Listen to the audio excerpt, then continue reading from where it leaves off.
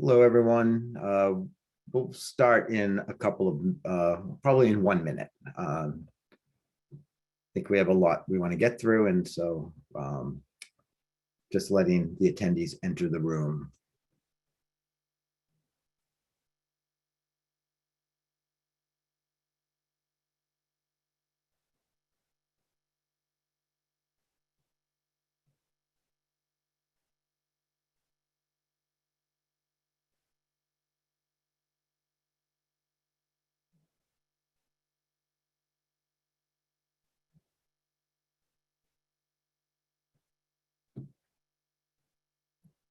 So again, we'll do the start in a few seconds, waiting for the attendee number to stabilize.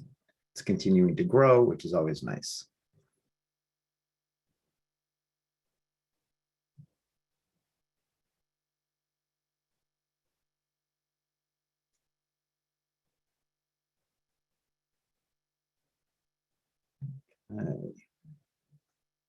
So I think we should go ahead and start then. So welcome to HighWire Press's Best Practice webinar series.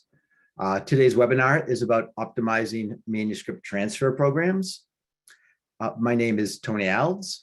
I am Senior Vice President of Product Management here at HighWire. I'll be introducing today's topic, our presenters, as well as moderating questions and discussions. So first, some housekeeping. This webinar is being recorded, and that recording will be shared after the meeting.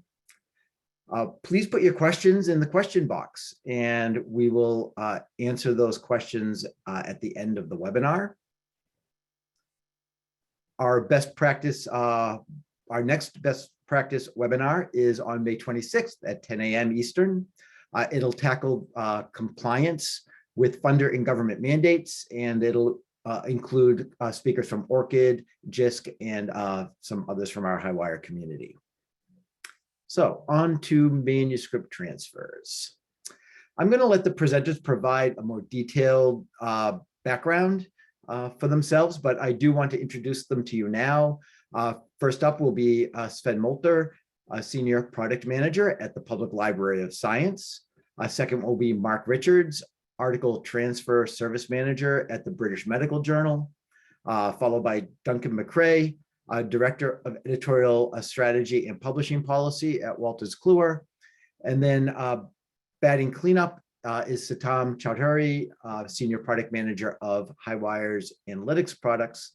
And he will be talking about some tools that will assist in analyzing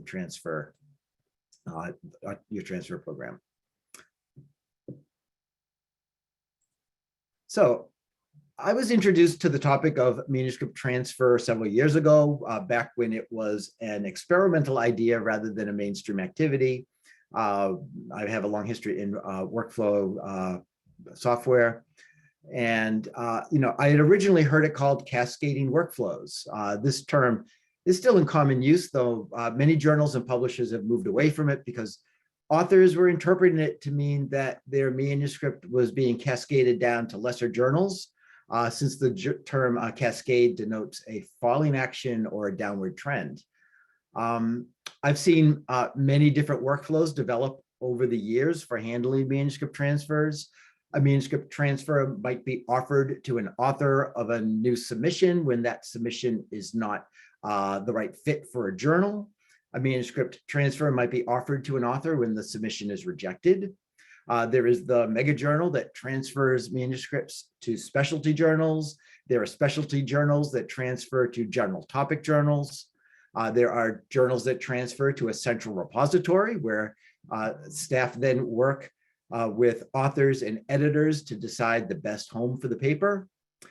I've also seen transfer policies that evolve from the transfer of just the manuscript to transfer of review data, including editor decision letters, reviews, reviewer names, author responses to reviews. And all these cases tend to be article transfers that take place within a publisher's own ecosystem. with the intention of keeping best research in-house rather than see it go to a competitor. Although the initial intention of cascading workflows in manuscript transfer was to keep good research in-house, it was quickly realized that this practice also improves the author and reviewer experience. Authors find themselves repeating tasks and duplicating efforts when asked to resubmit their rejected research to a different journal. And reviewers are sometimes asked to review the same article multiple times by different journals. So transferring manuscripts and associated reviews can streamline the process, reduce delays, and lead to happier researchers. In fact, there are organizations that do cross-publisher transfers, like the Cell Biology Transfer Network, a coalition of cell biology journals who transfer articles between journals that are published by different publishers using different submission systems. Journal editors at the Journal of Cell Science, the Journal of Cell Biology, and Molecular Biology of the Cell may offer authors the opportunity to transfer their manuscripts and review comments between journal manuscripts submission systems. This manuscript transfer option not just alleviates the burden of authors, it also alleviates the burden on reviewers who may encounter that same manuscript from different journals. A growing trend is article transfer from preprint servers to journals. Most major journals now allow articles that have been uploaded to preprint servers to be submitted for consideration and publication.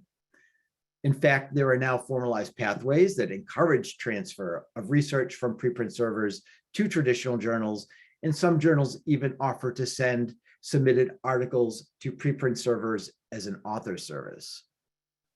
For example, the preprint servers, bioRxiv and medRxiv, have their B2J and J2B offerings. B2J means transferring from their preprint server to a journal. It saves authors time in submitting papers to journals by transmitting those files and metadata directly from Bio and medRxiv to one of many participating journals. And J2B means transferring a manuscript from a journal to a preprint server. Many journals are offering this service to their authors at the point of submission. Authors can choose to have the journal automatically transfer the new submission to bioRxiv or medRxiv, again, so that the author doesn't have to go through the submission process twice, and it's seen as an author service. Finally, I want to highlight a project that I've been working on since 2017 called Manuscript Exchange Common Approach, or MECA. MECA has been a NISO recommended practice since the July of 2020. A straightforward description of MECA, the MECA recommendation, it's that it is a documented methodology describing how to create a package of computer files and how to transfer the contents of that package in an automated, machine-readable way. The purpose of MECA is to establish a common, easy-to-implement protocol to transfer research articles from one system to another so that the different systems don't have to develop multiple pairwise solutions for each and every system they need to talk to. The MECA specification fully describes how a software system should structure the files, assemble those files, and then transmit them. And it can be used to transfer articles within a publisher's ecosystem, especially when they're using multiple systems, or to outside organizations like other publishers, and to third-party peer review, to third-party AI and machine learning QA services, to production vendors, to repositories, etc. So let's get to the main event so that we can hear from the people who have direct experience designing and managing transfer programs.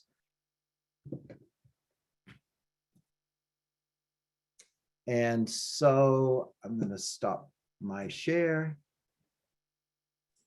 and hand it over to Sven. So thank you very much, Tony. So yeah, my name is Sven Molter, and I'm a senior product manager here at PLOS. Joined PLOS last year, partway through the year. Before that, I spent 13 years at Clarivate, Scholar One, both on Scholar One abstracts and Scholar One manuscripts in a variety of capacities. Most recently as product lead for Scholar One manuscripts, and then before that I was a product lead for Scholar One abstracts. So glad to be here, and I'm going to talk a little bit about our transfer process here at PLOS. right? So in order to kind of understand, how we transfer PLOS, we need to understand a little bit about the scope of the publisher. And the first thing to talk about is where we transfer. So we keep transfers in-house. So we move transfers between our journals. PLOS began in about 2001, started with a letter from a few people committing to the idea of open science, which was signed by tens of thousands of people in 180 countries, and 20 some years later, PLOS is comprised of a portfolio of 12 journals. So to understand our transfer process, we really need to kind of understand the scope and the of the portfolio of our journals. So if we're starting here at a broad scope, we have biology, medicine, sustainability, and transformation. And those journals, even though they're broad in scope, they're highly selective. And then moving, and it's almost, I don't want to say down, but moving to another level, we have very field-specific journals, which are also selective. So somewhat selective. Maybe if you had to draw a line, you maybe wouldn't say not quite as selective as biology and medicine. And then we have a few broad scope curated journals. And then, of course, our bread and butter, the multidisciplinary curated journal of PLOS One, which is, also referred to as a mega journal, which has, tens of thousands of submissions come through it each year. So kind of understanding that will help frame the transfer conversation that we'll have here in just a moment. And so if we're looking at the transfer scenario and we're looking at the same journals, we're kind of breaking them down from the broad scope, highly selective to the multidisciplinary curated approach of PLOS One, that right away, you're probably starting to see a trend of where most transfers are probably occurring. And so it would be fair to say that transfers flow in a general direction towards one, away from medicine and biology. And so if we just represented that with some arrows, it would look something like this, where multiple layers are all transferring into one.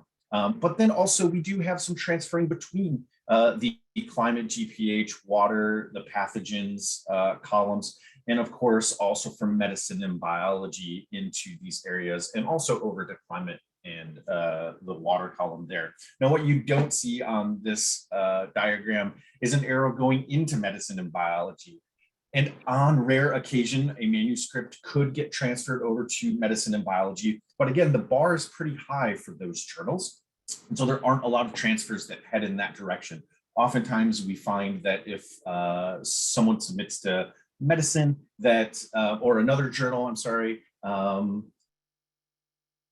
it's of good quality there and good scope, it may stay there, but oftentimes it's not going to get transferred to medicine or biology. And so if we look at who makes a transfer decision within the entire process, we have academic editors, which are volunteers in the process, and then we also have staff editors. So an academic editor can make a recommendation to transfer, but ultimately it's the staff editor that makes the final decision. And of course, a staff editor could make a decision about transferring a manuscript without even getting it in the hands of academic editors, which is something that the team tries to do. And so really a transfer can happen anywhere in the process, from the initial submission scan, initial tech check, all the way through to much later on in the process. The team definitely tries to identify manuscripts that are candidates for transfer as early in the process as possible. And ultimately that staff editor is the person that makes the final call. So when we talk about, well, why are manuscripts transferred? There's a couple reasons, really. It kind of boils down to two things. It's quality and scope, right? So there are times where a manuscript may not quite be of the quality that we're expecting for, say, medicine, but maybe it's a better fit for something like PLOS One. And then also there's a scope factor as well, where if we're submitting to, if a person, I'm going to go back here. So say someone's submitting to medicine, and maybe that manuscript is of the quality that we would expect for medicine, but what if that thing is really about pathogens?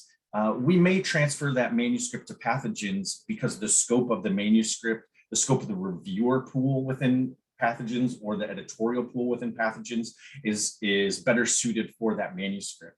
And that's a good opportunity to talk about when we transfer. We will often try and bring the editor along.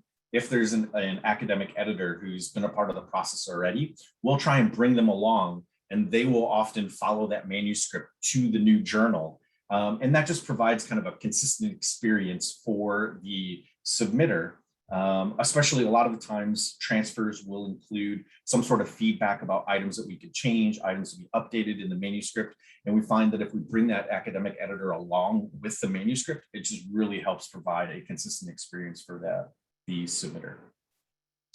So scope and quality. All right, so let's talk a little about who actually does the transfer work, because this is where it gets a little bit interesting.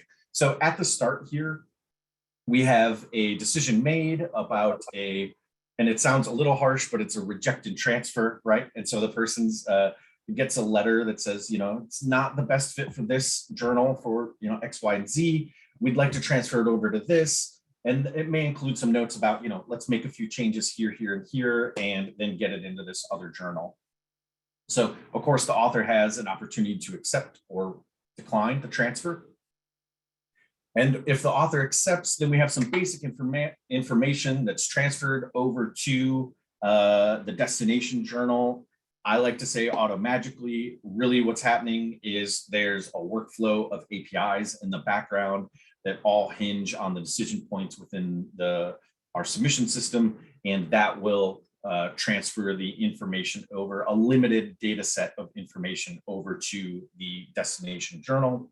Then once it's transferred to that new journal, the author cannot submit right away. Actually, our staff then goes in and fills out additional information. On our end, we call this pre-work. And really, we try and bring along as many administrative notes as possible. If reviews have happened, we'll bring review notes over. If there's any sort of administrative notes or comments, we'll bring those over. Oftentimes, manuscripts will have flags denoting a variety of scenarios. And we'll bring those flags over too. So once that information is brought over, and that is a manual process, then we have what I lovingly refer to as a period of author correspondence. But really, because there is a step here with period of author correspondence where you're letting the author know, hey, we've completed our pre-work, the manuscript's not ready for you to submit. But really, and this is one of the things that I would really want to drive home if you do not yet do transfers, is just to understand the level of communication that may be required between you and authors. As you can imagine, an author very excited about submitting to a journal, and then they get this email it's kind of like a mix of emotions. It's a reject, but it's also a transfer and a glimmer of hope for submission somewhere else. And so you can imagine that generates a lot of feelings, it generates a lot of questions. And so really throughout this entire period, there is correspondences happening between our staff and those submitters, so much so that we have a large pool of templates kind of ready to go. And I think that's a really important thing to kind of be aware of, is the amount of communication that's required between your staff and submitters when you're getting into a transfer workflow can be significant. And so you'll want to identify those kind of common pain points, those common questions, and establish templates for your staff to reduce the workload and the barrier of communication as they're working to process the transfers. Because while they're doing this, they're also kind of working through getting the information over, making sure the manuscript's ready to go in that next journal. So back to our workflow here. So after that kind of period of author correspondence and the author being advised that their manuscript is ready to go, then the author comes into that new journal, and then they actually have to submit the manuscript again. So a lot of the details of that manuscript are not brought over. The author submitted, and the author actually has to go in and fill out that information one more time, which you can imagine is a bit of a pain point. It's a bit of a barrier. And there are authors at that time that then, make a decision to not pursue additional, the transfer. So that is something that we're working on here at PLOS. It's kind of one of those things where you have what you have, and you just know that there's iterations that you need to make down the road as you're working towards the future. So kind of, what I was talking about just a moment ago, information provided between journals is mostly administrative, and authors need to re-enter a lot of their submission information. So when we're talking volume here, so we don't actually have like benchmarks surrounding the journals and transfers. And so I was looking at a lot of the numbers yesterday. We're talking tens to hundreds, depending on the specific journal, over the course of a full year. So we're not talking an overwhelming amount, but at times it can be significant, especially for some of our smaller journals. So the largest is medicine and biology, and that kind of makes sense, right? So there we have some highly selective journals that are broad scope, and so they would transfer for a variety of reasons, and they really do kind of fire off a number of transfers to some of our other journals. The smallest, of course, is PLOS One. The general kind of sentiment there is, if it's not a good fit for PLOS One, it's probably not going to be a good fit for the rest of our portfolio. Although I could see a scenario where the scope of a paper is so narrow or so focused, perhaps groundbreaking, that it could get transferred to another journal. But generally, we do not transfer from PLOS One to other journals. So in terms of the time to transfer post-submission, it really ranges from days to week, depending on the journal. If you were going to force me to pick identify an average, it's kind of not a thing that is really fair to say among all of our journals, because some of the journals really differ from one another, but just in general, it's days to week. So we really want to identify that transfer as soon as we can once a submission happens. The goal is to provide, I think our website says our time to first decision in 43 days. And so even with the transfer, we'd like to keep that time to first decision as quick as possible.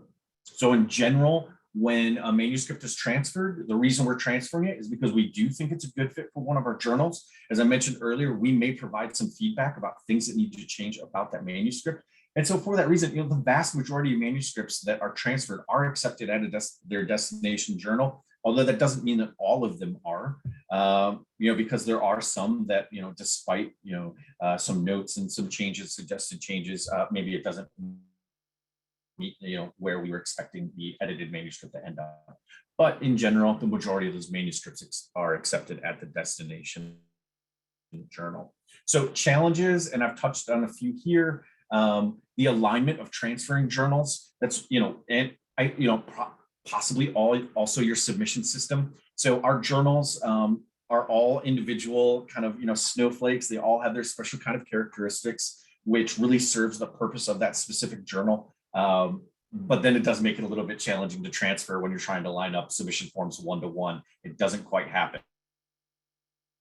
And so the alignment of our transferring journals between the two is a little bit problematic for us at times. So, and then of course I mentioned duplicate entry for authors. That's something that we'd love to work towards reducing. A more ideal scenario would be for an author to just accept and have it submitted there because they've entered it once, and just, kind of filling in the additional questions.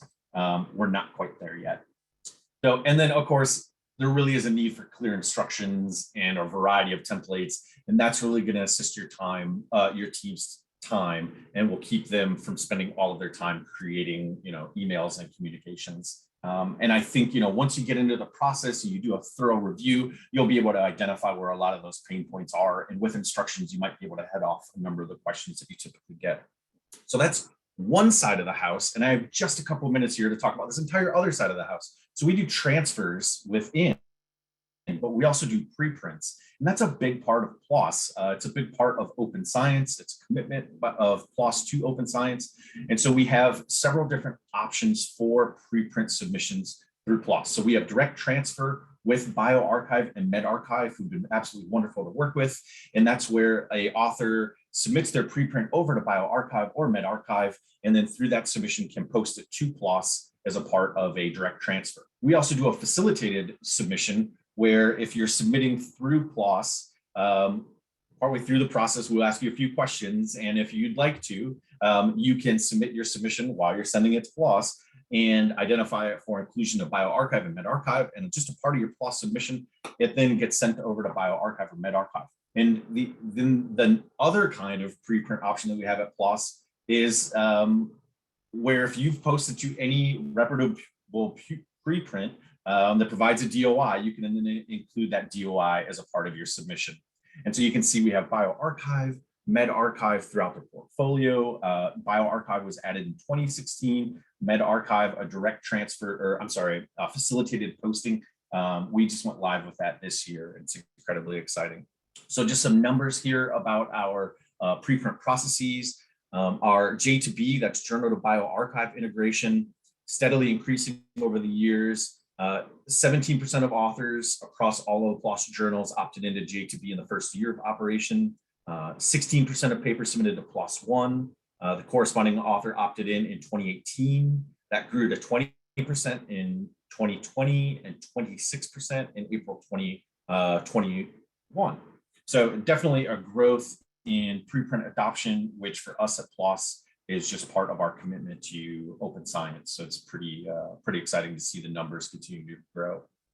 So in the preprint future, things that we're looking for, just to kind of enrich this preprint transfer service are additional servers to diversify on topic and then also region of available preprint options. So those are things we're looking into.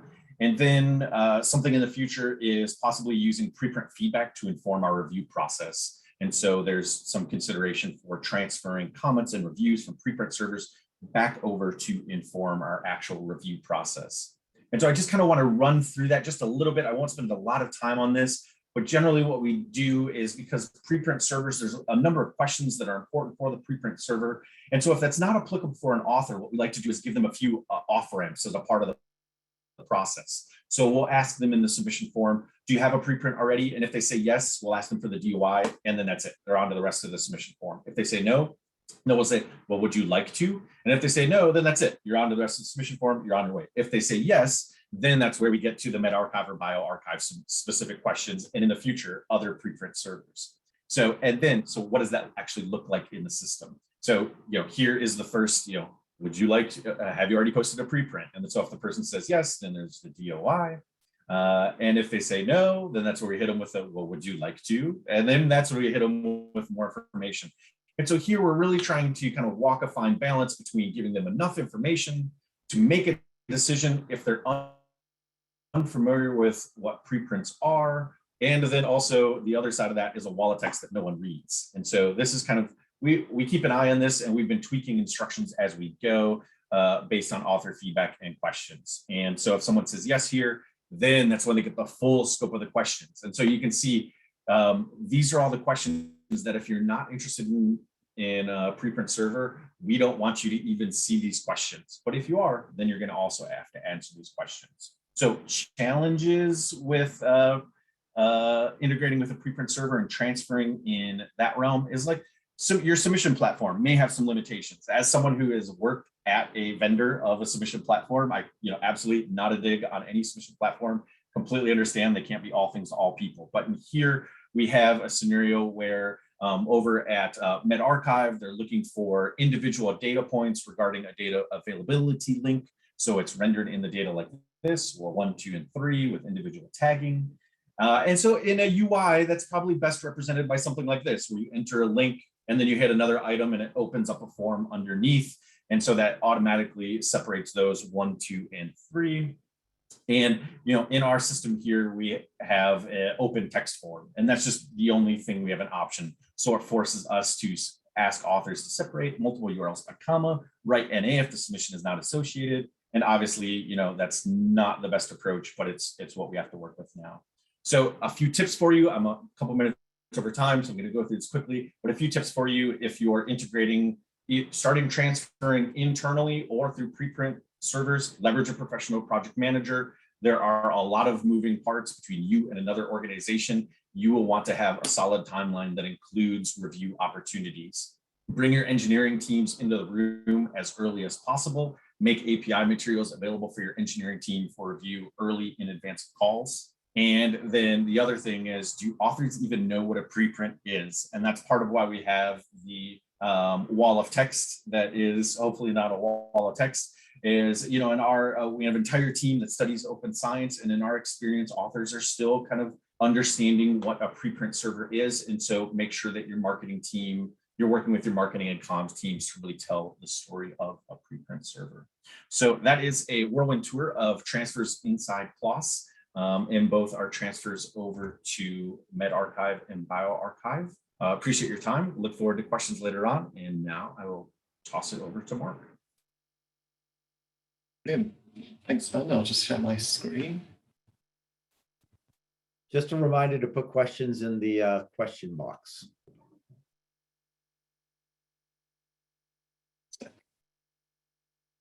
Brilliant. So hi everyone, my name's Mark Richards, and I am BMJ's Article Transfer Service Manager. And this role, I've been in this role for 2 years, and it has evolved actually over the 2 years I entered into it. And I'll go into a bit more detail about why that was. But originally my role was called Transfer Editor, and I specifically worked on the BMJ, which is BMJ's flagship journal. And since then, we've actually expanded our transfer service across all of our titles. So just a quick agenda, I'm just going to give an overview of the BMJ, our BMJ specialty journals, and the transfer service that's in existence between them. I'll talk briefly about some of the barriers, which is somewhat reflecting what Sven has commented on, the barriers of systems talking to each other, and also this important integral part of editor liaison and getting editors to care about transfers. I want to talk about article transfers as an author service, because I think it's an interesting way to consider transfers, and then also touch on making sure that an article transfer service program has an evidence-based and a data-driven strategy. So a brief overview of BMJ. So we have 26 gold open access journals, 3 diamond journals, which are primarily based in China, where the APCs are paid up front. We have 39 more traditional hybrid or now transformative journals that are subscription-based, but with the option to publish open access in them. We have 1 fellowship journal, which is BMJ Case Reports, which is a pay-to-read and publish journal, which is quite sort of niche in its own right in our portfolio. And then, of course, we have the BMJ, our flagship medical journal and magazine combined, and founded in 1840. And these journals there are some that we fully own, there's some that we co-own with societies, so there's lots of different models of publication behind these journals. So I thought I'd first give an overview of actually how transfers work, and I presume there are similar models that operate across multiple different submission systems, but at BMJ we have 2 main ways in which this works. So the first route is the reject with transfer decision, which is similar in many respects to as Sven was talking about before, where an author is submitted to a journal, the article goes through either just is screen rejected by an editor, and or it goes through the peer review process and reaches a stage where the editor of that journal no longer wishes to consider it for their journal, but thinks it might be more suitable for one of the other journals within our portfolio. They select a reject with transfer decision. This gives them a drop-down box of other journals to select from. That then goes in a decision letter, which contains a link for the author to accept or decline the offer to move to the next journal. And if the author clicks that link, the article automatically moves across to the next journal alongside any files they submitted, metadata behind their manuscript, the peer reviews, so that's everything the author can see. And then also what we have recently switched on is the movement of manuscript notes between journals. So these are often completed by our editors, and they often contain somewhat more confidential information about a manuscript or the editor's summary. And we find that the editors of the receiving journal find these extremely useful because they often give an overview of the manuscript, an overview of the previous reviewer history, if there was any, and their main reasons for rejection of the article as well. So it enables them and helps them to make a quicker decision on the manuscript when it comes through to them. The second route is the alternative journal route. So what we also enable is authors to select an alternative journal upon submission. So during the submission process, an author can click again from a drop-down list which journal they would like their article to be considered at if it isn't successful in the first journal they're submitting to. Then the article goes through the usual processes. It can be peer-reviewed or can be instantly rejected. And then 5 days after a reject decision has been made, the article again is automatically moved across. I say automatically, but it's moved across by the editorial assistants of that journal. And again, this moves across the manuscript files, metadata, peer reviews, and those more confidential manuscript notes. They're the 2 main ways in which transfers work. There are a few other routes. Obviously, this encompasses both screen rejected and peer reviewed articles, but also we've been trialing across some of our journals this more unusual route of what we're calling transfer with provisional acceptance. We never like to guarantee acceptance of an article that's been rejected from one journal because all of our journals are editorially independent. But what we sometimes do is, particularly for articles rejected from the BMJ that have been through peer review and through their extensive editorial committee meeting, is if an article looks of extremely good quality but just isn't going to make it into the BMJ, my role is to reach out to some of our other journals within our portfolio to say, would you be interested in this article? It looks like it would be in scope for your journal. It looks like there are just a few minor tweaks that the author could make in order to satisfy the requirements for your journal. And then we can facilitate a much more hand-holded approach.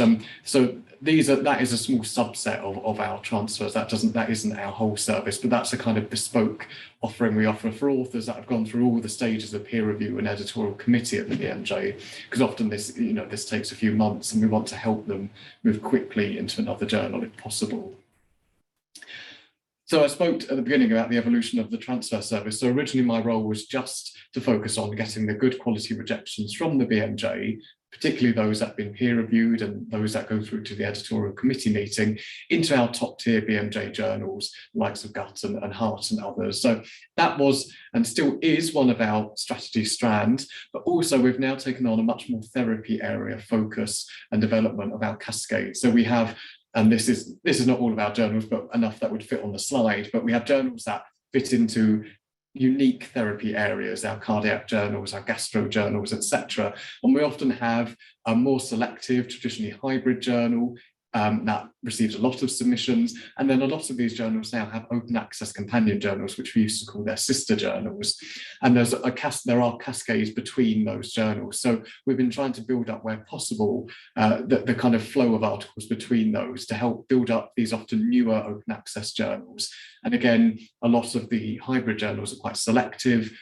Authors that have been through peer review, we want to be able to capture those articles and ensure they get published in a journal that is more likely to reuse the reviews, because we feel it's less wasteful to the time and effort peer reviewers have already put in. So I'll just give a quick overview of the stats from last year. We're quite, we're happy to share these externally. So in 2021, we had 1,500 or over 1,500 authors that were rejected from their first journal that we then helped become accepted in another BMJ journal. And we roughly work out that this saves authors 39 days to receive a decision. And the way in which we calculate that is an average of the time it takes for an author to submit and receive a rejection at one journal, and essentially double that, the time it would take for them to do that again, versus the average time it takes for an author to submit to an original journal to find acceptance if they have gone through the transfer route. So we work out that that's roughly the amount of time that authors save, particularly on peer-reviewed transferred articles. We know I suppose it first seems quite a strange phenomenon, but actually it does make sense that transfers receive on average a higher number of citations and a higher metric score than the standard submissions to a lot of our open access journals. And it's often because transfers are picking off the articles that just didn't quite make it into our more selective hybrid journals and are transferring them into our open access journals, meaning they're sometimes of if not more higher quality, but slightly more novel and niche than the standard articles that are being submitted to our newer and open access journals. So actually transfers are often slightly more well cited and more engaged with. Also very recently, we've started author surveys to collect data on actually how authors are finding the transfer process and if there are any pain points in the system that we could help them with. On the whole, it looks like authors feel they're communicated with well, but we know there are still areas in the system we could make smoother for them. And I think an interesting point to note as well is that the majority of the transfers that go through our system and the number of articles that then get accepted after having gone through the transfer system, 90% of those are published open access. So really, we're mainly talking about open access publications as a result of our transfer service. So there are a few barriers. I think one of them is making editors care about transfers, because in the eyes of an editor, you may have seen an article all the way through the editorial and peer review process, but you're now rejecting it, and you might see that as it's no longer your priority. You've got new manuscripts that have come into your queue that you need to dedicate time to. You've done your bit with this article, and you no longer sort of really care what happens to it. But we want to shift and change that. And these are just some of the ways in which we've made our editors really engage with our transfer process. So one is actually just building up relationships between different journal editors. Some know each other well, particularly on our cascades of journals that work within the same therapy area, such as Heart and Open Heart. But some editors don't know each other so well. And so we've been trying to co-invite editors to join other editorial committee meetings, to collaborate in other ways across journals. And this way it makes the editors of the journal, the editors of journals that do most of the rejecting and at the sort of top end of the transfer service, they feel a bit more of a relationship to the other journals within their cascade, and they want to help out those editors, particularly of newer journals. To the editors rejecting articles, we try to sell the benefits that transfers give to authors and reviewers by evidencing that it reduces the redundancy in peer review, it streamlines the process for authors and enables them to receive a quicker initial decision or even a quicker acceptance. And obviously, as I was mentioning before, the benefits that this gives to the receiving journals, because we're trying to build up a closer relationship, and that tends to have much more of an impact than just presenting our editors with the core stats behind why we care about this. And the final point is actually demonstrating the kind of the fruits of the labour of the rejecting journals editors, because if they put a lot of work into getting an article all the way from the submission through peer review and then almost to the verge of acceptance, but it not quite making it, we use devices such as ImpactVisor's Rejected Article Tracker to show editors, actually, this is when what happens to these articles. These are going on to be published, but they might be being published elsewhere. And if we can show that the articles are being published in that journal's competitor, especially if another publisher, it makes them want to really engage and actually do more to transfer articles within BMJ's own portfolio at journals, particularly if the journal has its own open access companion.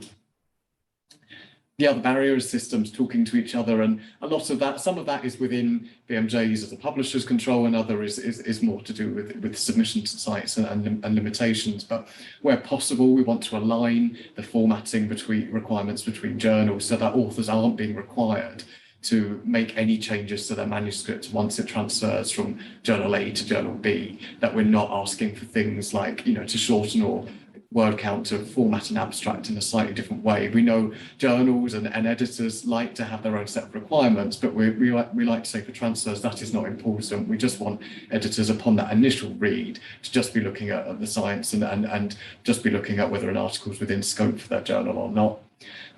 There's lots of sort of meta aligning we do, even things like article type names and file type names. If we ensure that they're all standardized as much as possible across our journals, the system talks to each other better and requires less input from the author. We really want there to be a touch-free experience for authors, other than them clicking yes and agreeing that they want to transfer. Ideally, we want them to not have to do anything else for their article to be considered at the next journal. And we want to make transfers easier, both for the editor rejecting it and the editor receiving an article. So the editor's rejecting, we want to make sure that the reject with transfer decision type itself is easy and simple to use. We want it to be the default reject decision that they use. We've actually limited and grouped our journals into their own cascade so that when an editor selects a reject with transfer decision, they're not presented with all 70 of BMJ's journals. They're presented with the journals that are most relevant, that are within the same subject category. And that therefore makes it easier for an editor to know which other journal to select to send an article to. And then we also want to, for the receiving journal editors, to make it easier to A, know if the submission is a transfer, and B, particularly if the transfer was peer reviewed at the previous journal it was at. We want them to see that information so they can make a decision either to whether to send that article back out to the same reviewers, or even if they're confident that the author has addressed those previous queries and can accept the without actually needing further review. So I'll briefly touch on preprints, and this is primarily medRxiv for BMJ, and BMJ is one of the co-founders of medRxiv. And really what's interesting is that preprints and from medRxiv are not making up a very substantial number of our sort of, we call them M to J rather than B to J transfers. But that doesn't necessarily reflect because a lot of authors actually do have their article was a preprint at one stage in its life, but they're not necessarily going directly from medRxiv to our journals. They often already have pre-printed, but they've gone through submission in the traditional way. So more work is needed to actually make it easier and more enticing for authors to transfer directly from medRxiv itself. This is an interesting piece of work that I conducted at the start of this year to actually find out what are the main reasons that authors choose to transfer. And what I did, I looked at a subset of our journals and articles that had transferred between them and reached out to those authors. And a lot of I looked at our cascades of journals where often the receiving journal doesn't have an impact factor, or it doesn't have a very large impact factor. And obviously we know impact factor impacts very much on an author's decision on where to submit or not. So I was interested to see what are the other reasons if there's not impact factor, if there's not a lot of indexing, what is actually going to drive an author to want to transfer or not. And the number one thing that determines an author transferring or not is the editor suggesting it. So therefore, the reject with transfer decision is much more convincing for authors to transfer rather than, as previously mentioned, the author selecting an alternative journal upon submission and then being rejected. That's much more passive. The more active way of editors knowing and being confident of the other journals in their portfolio and nominating a transfer help move articles across. The ease and speed of the process are other sort of clearly important, and a transfer's main success, or an author wanting to transfer with us, is the fact that we can promise them a quick and speedy process and a quicker initial decision. But equally, what we found is interesting is actually the things like the reputation, the scope, and the journal readership of the journal the author is transferring to very much feature and factor in their decision whether or not to transfer. So more we can do, especially for our newer open access companion journals, which are often the biggest recipients of transfers, what we can do to really sell the benefits of publishing within those journals for authors is really going to help boost the number of submissions they might get from the hybrid or the more selective journal within their own therapy area cascade.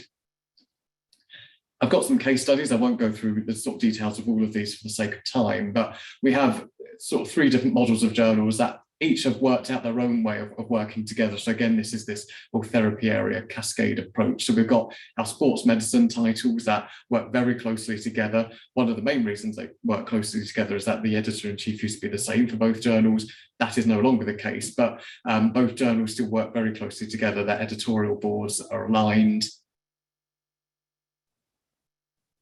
Sorry, did I drop off there? Sorry, I'll move on. And we also have the BMJ and BMJ Medicine, which BMJ Medicine is our brand new sort of open access companion to the BMJ. And we've really worked upon building a close relationship between those journal editors. We give authors a very personal touch in receiving a sort of an email when an article is rejected from one journal to entice them to move across to another journal. And then we also have our ophthalmology cascade, which we're increasingly building up relationships between editors. And we actually factored in cascading into the recruitment process of one of the editor-in-chief of the British Journal of Ophthalmology to make it really a core crux of an editor's role to push forward with transfers. I have a few sort of recommendations. We want to, where possible, make reject with transfer the default decision for all sound science articles, because we have BMJ Open, which is our large sound science journal, and a lot of the articles that are submitted to any one of our journals, as long as it's of sound science and of clinical scope, it would be suitable for BMJ Open. So we want to make editors in our wider portfolio aware that reject with transfer is a good option to use and is a good service to authors. We want to, where possible, encourage these good working relationships between all of our journal editors. We want to, and we think it's a good idea to actually really evidence that transferring is a quick and easy process, and setting things like SLAs between journals and putting this information on our websites and in reject with transfer letters to say that this is a speedy and an easy process, and this is why you should be doing this with us. And then, as I was mentioning, we want to, where possible, evidence the broad audience and readership of the journal that an article is being nominated transferred to, because we know this is one of the great ways that determines whether an author transfers to that journal or not. And then finally, a sort of an evidence-based and data-driven strategy is at the core of BMJ's article transfer service. We use our own Scholar One, our manuscript submission data, to track articles within our own systems. We can see journals that are transferring a lot of articles to each other, those that aren't. We can see where there's more work needed in some cascades, whereas others, there might be a lot of transfers, but the articles might not be being accepted. Is there any sort of themes we can pick up and areas we can address? As mentioned, we now have author feedback. So we ask authors after, we have post-rejection and post-transfer surveys, so we can pick out from authors' responses, what went well in your transfer process with us and what could we do to improve? Are there clear pain points? And then finally, the last piece of the puzzle is that impact visor rejected article data, because we can see not only where transfers are happening between our own journals, but actually articles that leave BMJ, where are they going? Are they being published elsewhere? Is there room for sort of stopping a flow of articles to another publisher's set of journals, and where we could keep those in-house? So data is a really core part of developing our strategy. So yeah, thanks. I'll pass on to Duncan now.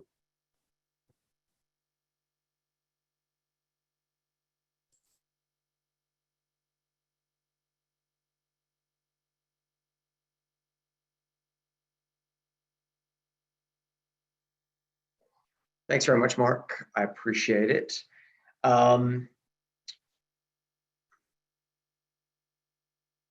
Okay, so my name is Duncan Mcrae. I'm the Director of Editorial Strategy and Publishing Policy at Wolters Kluwer presently.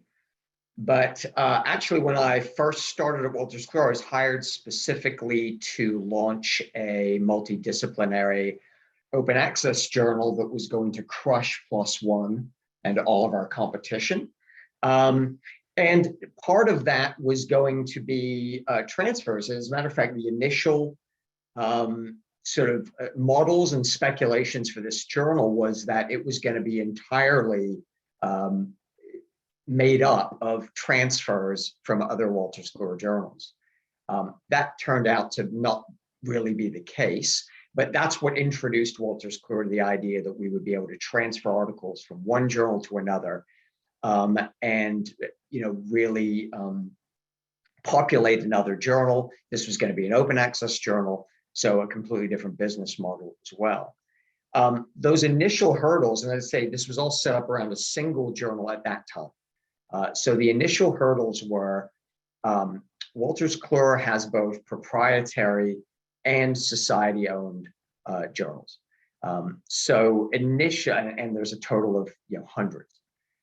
So initially, there's a technical setup, obviously, where we had to go in and make those connections, customize rejection emails from those journals that were going to be transferring to the new publication.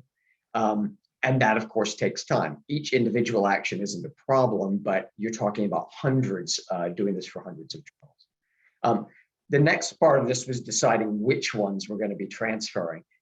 This was introduced to all of our medical proprietary titles. We didn't include nursing and allied health titles, but all the proprietary titles were obliged to participate. Society titles were sort of given the opportunity to opt in. Now, this created sort of strategic issues because some of those society titles either already had their own open access journals that were receiving transfers from, say, the flagship title. So our title would have been conceivably competing in the same space. Or they had strategic plans to develop further titles within their particular society portfolio. And once again, they didn't want to make this kind of commitment if they were strategically going to have a competitor. The last one, and I think some of this may have been touched on slightly by Sven and Mark, but some of the editors were sort of ideologically opposed to transfers for, I will diplomatically say, interesting reasons. For example, I think there were a couple of editors who really felt that, an author has decided to submit to my journal. I've looked at it, I've determined it shouldn't be published, and that should be the end of the story. Like, this article should have no life beyond my editorial decision. And like Mark, we have used Impact Visor and run rejected article reports to sort of prove the point that despite what you may think about rejected articles and whether or not you believe that they should be part of the scientific literature, the fact is that they sort of end up in the scientific literature anyway. Why not at least have some level of control over where that would go or how that would happen? So there were some of those initial hurdles. Now, since then, over the last 10 years, the transfer program within Wolters Kluwer has grown significantly. So we now have medicine, which is the open access multidisciplinary title that receives transfers from some society titles and all proprietary titles. We then have some society titles that transfer to their own spin-off journals.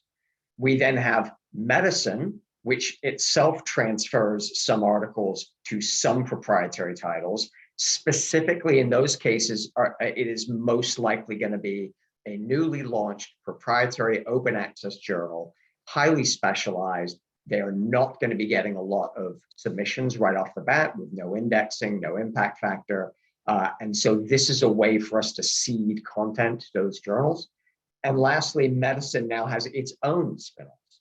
So medicine transfers within sort of its own. So you can see that there are these silos that are created. So it's not a case where all Wolters Kluwer journals are transferring potentially to all other Wolters Kluwer journals. This creates editorially definitely some complexity. So as both Mark and Sven mentioned, I mean, we would love to create relationships between editors of journals, but for example, we may actually publish society journals within the same therapeutic area. Those editors are in direct competition with each other. They're certainly not going to be particularly interested in collaborating on publishing each other's rejected manuscripts. So additional complexity once we start entering the realm of having both society, proprietary journals, open access journals, society spinoffs, it can get very complicated. Now, we took the data from 2019 to present, so a little over about 2 1/3 years, and we looked at all the transfers that had occurred within the Lippincott, Williams and Wilkins Wolters Kluwer ecosystem to see where these transfers had been going. So the smallest number of transfers occurred in that last category, medicine transferring off to the medicine spinoff.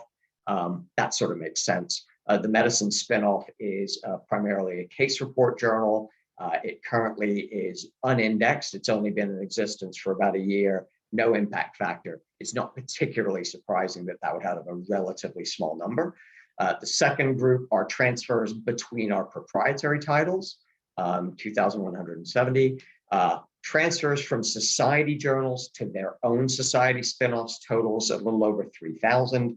And then transfers, and this of course was the reason this all came to being, transfers to medicine from our proprietary titles was a little under 6,000. The chart on the right sort of tracks that activity by year, right? So 2019, 3,000. We see this huge jump in 2020, which I think we can probably all say is due to mainly the submission boom that we all saw in 2020 as a result of, or partially as a result of the pandemic. So naturally, more submissions meant more transfers, particularly when you're thinking that a lot of the initial targets for those submissions have page limits, contractual page limits. Not only are they going to be transferring more, they're going to be rejecting more to make those transfers available. In 2021, it sort of regressed back a little bit. And then in 2022, that's what we've seen to date. Obviously, we'll be looking at that more as the year progresses. Now, just taking medicine now, very quick transfer, because I think this does answer some of the questions that have come up. And we looked at what actually happens to these transfers and how those challenges that I think all the speakers have mentioned. So those 5,979 transfers to medicine from 77 different proprietary titles since January 1st, 2019. What has actually happened to those transfers? Well, the first number is I think, not surprising, but it's surprising that it's that high. 57.3% of those authors who accept the transfer offer do not actually complete the transfer process, right? So one of the things that we've really tried to do to address this is to be as transparent as possible in those reject and transfers letters about what we are actually offering, right? So we don't just simply say, hey, do you want to transfer your article over to medicine? We say, you have an opportunity to transfer to medicine. And here's everything you should know about medicine. It's open access. The APC is this much, and you're going to have to pay an APC. Here's the impact factor. Here's the relative acceptance rate. No, we are not going to automatically accept your manuscript. Yes, you will go through another peer review. Yes, there's a possibility you're going to get that rejected as well. So we really try and be very upfront, about what the expectations of that should be. So 57.3% of the people hit the button to transfer, and then almost certainly realize all of those things we've already told them, and at that point don't complete the transfer process. So the remaining 42.6% do complete that process, meaning that it goes through the technical check on the medicine end to ensure they have all the pieces they need to have in order to move it into peer review. It's assigned a manuscript number, and it enters the peer review process at medicine as though it were a new submission, and I'll explain why in a slide coming up. Of those 2548, to date, 1,970 of those have had final dispositions. The remaining are still under review. And of those 1,970, 941 have been accepted. That acceptance rate for medicine is fairly consistent. In other words, we don't see any particular differences in the transfer acceptance rate once they've sort of made it into the peer review process as we do overall. So if you take all of those 5,000 over close to 6,000 transfers, the acceptance rate of those is 15.7%, largely because 57.3 don't make it through the process, or they halt the process before it enters into our system entirely. We do have preprint transfers, although there's a caveat on this, is that even though the numbers are extremely low on this, I don't think it's entirely surprising. So in September 2020, we did add the ability for people to transfer directly, a preprint, to directly transfer that from medRxiv to medicine. There's only been 12 to date, 1 accept on that. I think it sort of makes sense when you think about it. If I've got a preprint in medRxiv, my first choice is not going to be medicine. It's not going to be an open access multidisciplinary title. They're going to want to transfer to a specialty title, and I think that's fairly obvious from this. We do have a number of, when I say a number, we do have several Wolters Kluwer titles that do have a direct transfer set up for medRxiv that are specialty titles that are far more prestigious. I imagine their numbers are far greater. Just as a note, by the way, the 1 accept, it did get updated in medRxiv to say it's now been published in medicine. I've always been curious if that actually happens, and it does. So these transfer process considerations, I've sort of split this up into process considerations in editorial. So as I say, the first thing we really try to do as a best practice is get very clear information about the target journal and also what's going to happen to that transfer if it does get moved into a target journal. So we're really trying to set the expectations of the author to make sure they're not overly disappointed when they don't get an accept email from the target journal after 3 days. Do reviews transfer? This is dependent on 2 variables, at least how it's set up for our journals specifically. So at the overall level, a journal can determine whether or not they want reviews to transfer. On the individual reviewer level, the reviewers can then opt in. So, and also beyond that, they can choose whether or not to be identified. So we have journals that say, yes, we're willing to transfer our reviews. No, we aren't. The proprietary titles in general will allow that to happen. The society journals in general won't. Then on the other level, we say to the reviewers at those proprietary titles, the reviewers are then given the option, would you allow your review to be transferred? The interesting thing is that no one ever does. So medicine has probably received only a handful of actual review comments. Interesting, because it would seem then in practice to undermine one of the great advantages that we're supposed to be selling as part of these transfers. The other minor thing that actually hasn't come up in the previous presentations is the window for transfers. One of the variables you can set is how long that transfer offer is available to the author. It's not indeterminate. It is An article has been rejected. You don't really want to say to that author, have that author make the transfer 2 years from that date. I think we initially started out with a window of 90 days. Very few people took us up on the offer. We whittled that down and down and down and down until it got down to about 5 days, I think. What we realized was by giving people a deadline, it produced obviously more action. People were much more willing to hit the transfer button if they realized that offer was only going to be available to them for 3 to 5 days. The consequence of that is that 57.3% number of people who don't complete that transfer ended up growing. So people were more willing to make the decision and say, okay, yeah, I'll go ahead and transfer. But then once transferred, we're then more willing to not follow through. So I'm sure there's a sociologist out there who can work on that behavior and explain it. And the last one is, to what degree are journal submission guidelines hindering transfers? And I think that is something that everybody has discussed. What is one of the main hindrances to this is that the target journals often have different formatting requirements, different article types set up, and that hinders this quite substantially. So just as an example, before I go to the editorial considerations, medicine's article types are very, very distinctly defined by corresponding research reporting guidelines. So, we don't just have a research study. It'll be an observational study or a systematic review or an economic improvement study. They all have corresponding guidelines that are very, very tightly defined. So if somebody at the initial journal, if they just sort of submitted a retrospective series of case studies, they're not going to fit into our tightly defined criteria. And so that is something to consider from a process standpoint. We think it's helped the initial quality control for medicine, but it has almost certainly hindered transfers.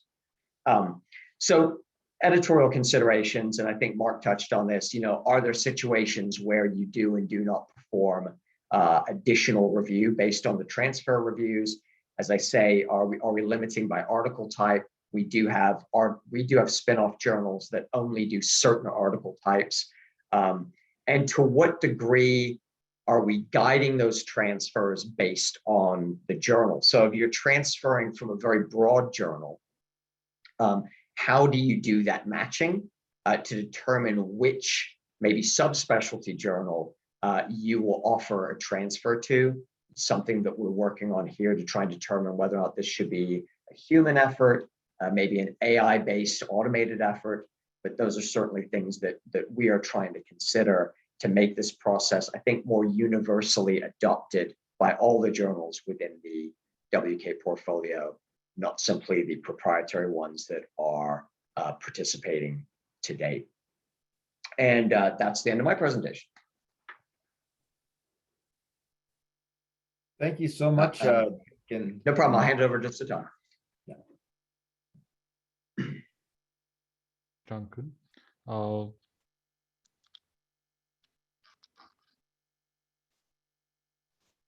me share my screen.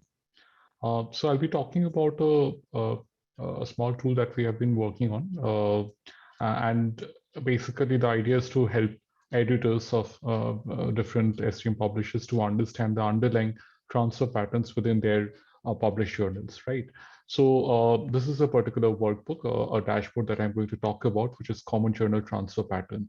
As you see, it's a data which can be sliced and diced in any manner that you want, but I'm just going to dwell upon a few essential use cases which are going to be of importance to authors. Of editors. So right now, if you can see that it's a completely hypothetical and scrambled data set. So much of the journals do not actually exist in real time.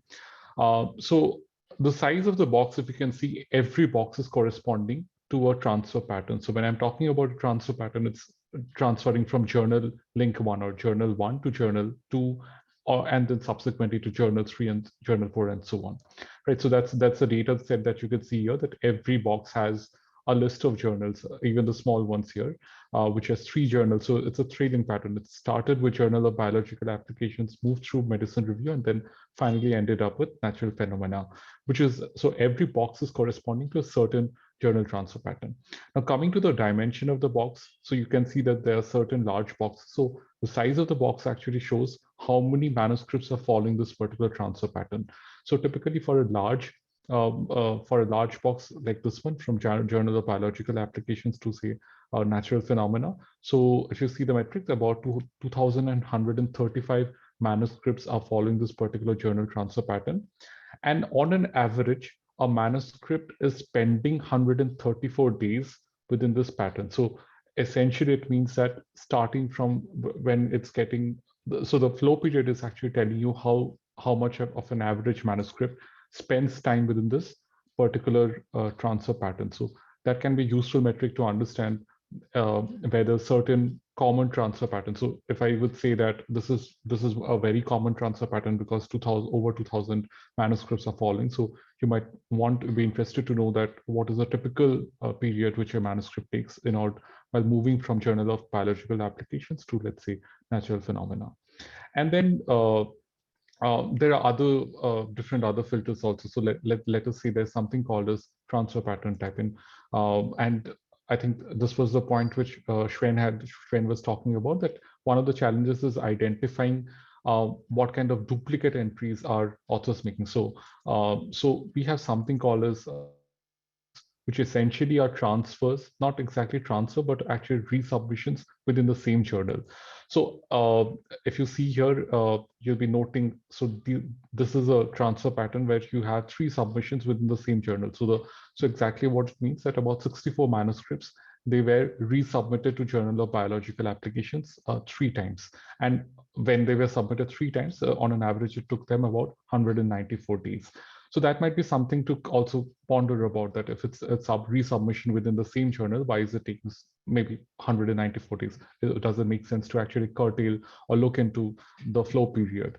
And on an average, these manuscripts are getting 8.55 citations if they are eventually getting published in some external journal. So that's also a question. So if you want to just review, understand which are the underlying manuscripts, which are the 64 manuscripts, just you can select on that, and this will provide you a list of all the manuscripts. So you can see what is the published title for the manuscript. Again, as I say, these are not real data, but just scrambled data. So much of the data that you can see, the names may not really make sense.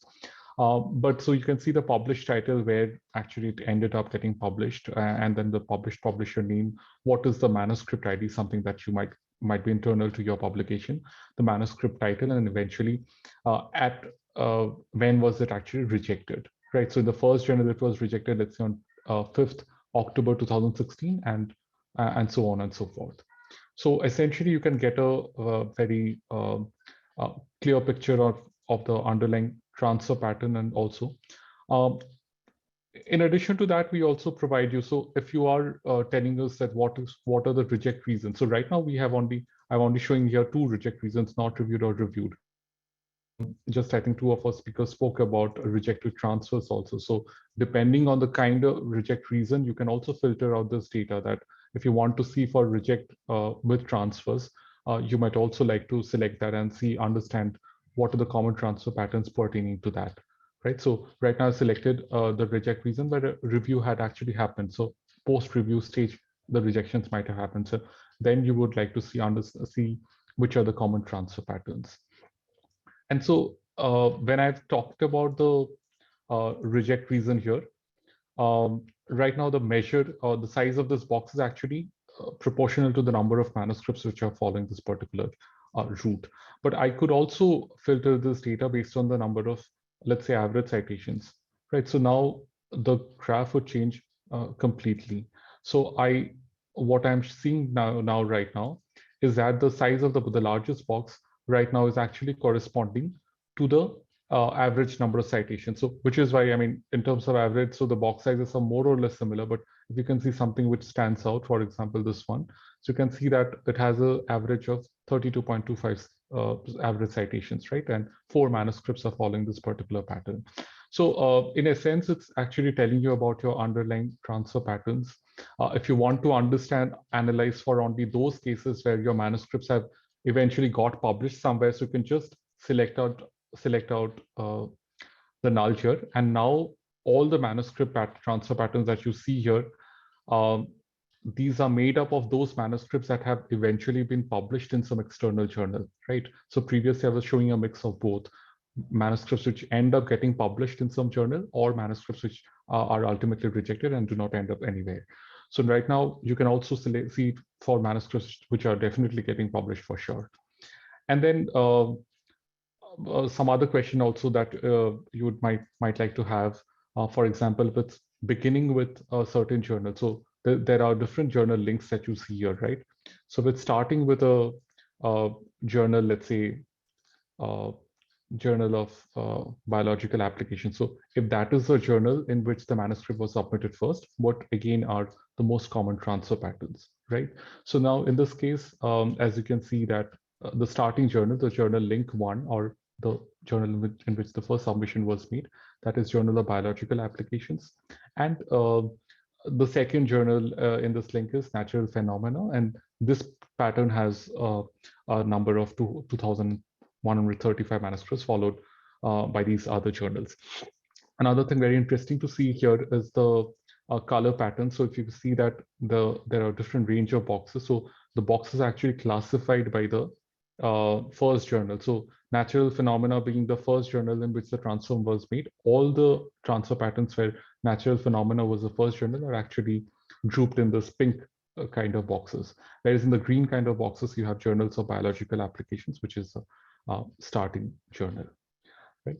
So until now, I was talking about only your data till date, right? So there's no point of time data. All the submissions that you have received until date, this is the pattern, this is the transfer pattern for all the submissions which have been made. You can also filter it based on the date of publication or the date of rejection of the manuscripts in any way that you can. But transfer comparators talking you about how your transfer patterns are actually changing year on year, right? So if you see that Natural Phenomena to Journal of Biological Applications, if it was the most common transfer pattern, most common in the sense that most number of manuscripts follow this transfer pattern. So it was the most common transfer pattern in the year 2016. So is there any reason why this particular transfer pattern might have, disappeared in the next few years, right? Or let us say if you want to analyze for 2021, you have this medicine and review to natural transfer phenomena. So why, a question to consider is possibly why has this increased over the years? So these are questions that it's telling you which transfer patterns are getting more manuscripts are following which patterns over the years. So how have the transfer patterns changed? So this is something very useful to you. Thank you very much. Over to you, Tony. Thank you very much, Satam. And of course, if anybody is interested in talking more about Insight Visor, please let us know. We're happy to go into more detail about what those reports do and what else Insight Visor, Impact Visor would be doing for you. So great. Now we have a number of questions that have come in from the audience. And I'm going to look at them in order and see which, let's see. So the first one's, do you tell authors at submission to the first journal that a recommendation to transfer might be an outcome of the submission? And do you specify which journals the manuscript might be recommended to transfer to? So Sven, you started us off. Do you have an answer to that? Yeah, so we have general language on our website. We don't specifically say directly as a part of the submission process that that this could be transferred. Here's most of that communication happens as a part of the reject and transfer email. Okay. Great. Mark or Duncan, any? Yeah, comments? so again, similarly, most of that information would come in the reject with transfer decision. However, where we have this alternative journal selection that authors can select on submission, that would give them the same list of journal options that the editor could choose. But we don't often provide any sort of information during that submission process. That reject with transfer could be an outcome of the article. I think we have that in very specific scenarios when there is a direct relationship between one journal and often within a society, one journal and a spin-off journal that accepts transfers on very specific article types. So for example, we have a journal whose the spin-off is specifically for case reports. When the parent journal still will consider case reports, but publishes very few of them. And as part of the submission process for that particular article type to the parent journal, they say, incidentally, you're probably not going to get accepted, but we also offer a transfer, and they transfer the reviews. So it's a very specific scenario where they do that. For most of the journals, they don't give specific information up front about what the target journals of that transfer might be. Okay. So just sticking with the author, another question: if you recommend a transfer and author agrees, but then the article is rejected at the receiving journal, we might guess authors are very unhappy, especially if they're not reviewed at the receiving journal. How do you mitigate this? Do you promise review if authors agree to transfer? Should we go in the same order? Sven, you want to comment on Sure. that? Yeah, I to my knowledge, we don't kind of guarantee anything. And yeah, so we try not to transfer something that we don't think would be accepted. If there's any concerns, we try and address those in the transfer email, change X, Y, and Z, and typically if an author follows this kind of update instructions, fairly good chance that they would be accepted. If we think that it's probably not going to be accepted or there's a lot of work, we probably wouldn't transfer it. But to your point, yes, that would be a pain point for an author to go through the initial and then a transfer and then a rejection. We're aware of that and try and adjust kind of our language accordingly when that does occur, when it's ultimately rejected. Okay. Mark, do you have any comments there? Yeah, to be very echo what Sven just said. I think, yeah, again, it's just another way to kind of mitigate that, because it is just an unfortunate thing that can happen. But we try to build up these relationships between our journal editors. If there's like a specific cascade between a sort of two journals, we've tried to get those editors to kind of really understand what content is more suitable or not for the other journal, so that ideally only more suitable content is being transferred, which could, hopefully slims down the number of articles that would be rejected at the secondary journal. But it is something that can happen. But we don't, as much as possible, try to stress that there's no guarantee of acceptance following the transfer process. Yeah, I think we mitigate this in those transfer letters by trying to make it clear that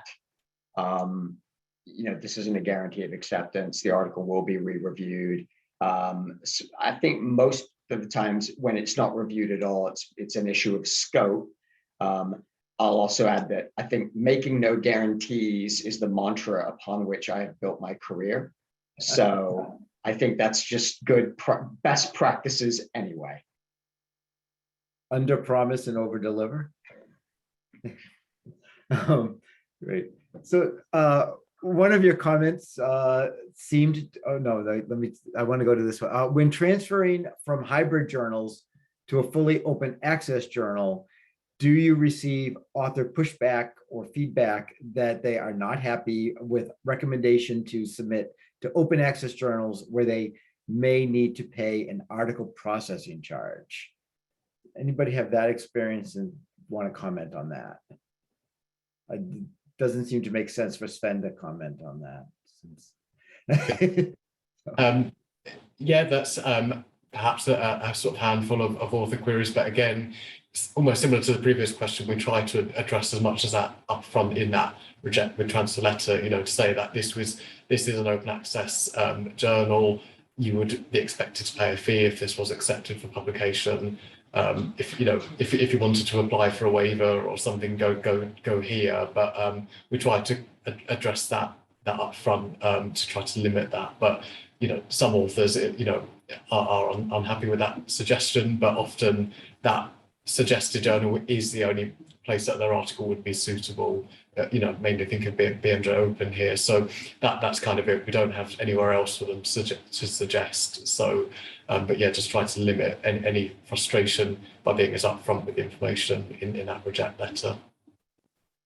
Yeah, I don't think that we receive any more complaints about realizing they have to pay an APC from transfer authors than we do from direct submissions to an open access journal. Okay. So moving on from author experience, there was a question, do you ask reviewers for permission to transfer their reviews to a different journal? And do they give permission to be identified by name to the editor of the receiving journal? And if you have any other information about reviewer reaction to transfers or other interesting information about how reviews are transferred, please add that into your response, because it's definitely an area where there is, I think, less standardization and it's a bit trickier. So Sven, do you want to kick us off? Sure. For the most part, we try and catch manuscripts that we want to transfer in advance of review on the original journal. If there's a scenario where we already have reviews, we will include those in the administrative notes. To my knowledge, it doesn't actually become a review in a review sense where it's stored as part of review. It's more in the administrative notes, and then it can go up for additional review. We don't, to my knowledge, we don't blind the reviewer, so the editor will be aware of the reviewer's name. And like I mentioned, we do try and bring the editor along with the manuscript if possible. And so if there was a reviewer from that first journal, they would be aware of that reviewer as well. Yeah. And I can pass it over to anyone else in the panel. Well, so at BMJ, we go about this perhaps a little bit differently in that we, in all of the reviewer invitations letter, we let reviewers know that their peer review comments would move across if the article was transferred, and we include that in our terms and conditions. So we kind of don't retrospectively ask, we kind of inform up front and then just do it. So peer review comments are transferred between journals. Where there is a difference for a lot of our journals operate different types of peer review models. So the BMJ and BMJ Open operate an open and published peer review process, where not only does the author eventually know who the peer reviewers were and everyone knows who everyone is, the peer review history is actually published alongside the article if it is accepted. That's where there is a bit more complication, in that we have to ensure that if an article transferred from the BMJ to BMJ Open, that if it was peer reviewed at the BMJ and then accepted for publication in BMJ Open, we have to then go back and ask those peer reviewers if they would be happy for their peer review to actually be published alongside the article, because obviously that's a step more. That's not within that's not just within the sort of manuscript tracking system that this is happening. This is a version of record. They're being named next to a review on a published article. So that's where we have a kind of extra layer of complication. But for just peer reviews moving within our journals, as long as editors, are sensible with that data, we've amended our invitation letter so that all peer reviews do just automatically transfer along with identities between journals, just for the editors to see. And yeah, just to reflect that, really peer-reviewed peer-reviewed articles only make up roughly about 10% of all transferred articles. Most of them most articles transfer with, before going out to review. Yeah, I think this is probably illustrates best the differences between the three different organizations we've been discussing here. Because WK's portfolio is comprised of society partners as well as proprietary. There's a lot more siloing going on between those titles, especially when you're talking about something being transferred maybe from a society title out of that society's world into a proprietary title that WK operates. And I do think that it's interesting, Sven deals with more than just medicine. And I think, one of the differences too is specialty area here. In general, medicine has been much slower to adopt things like post-publication commentary, to preprints, for example, much slower uptake in medicine than there might have been in some of the basic sciences. I think the idea of reviewer transparency probably follows that pattern as well.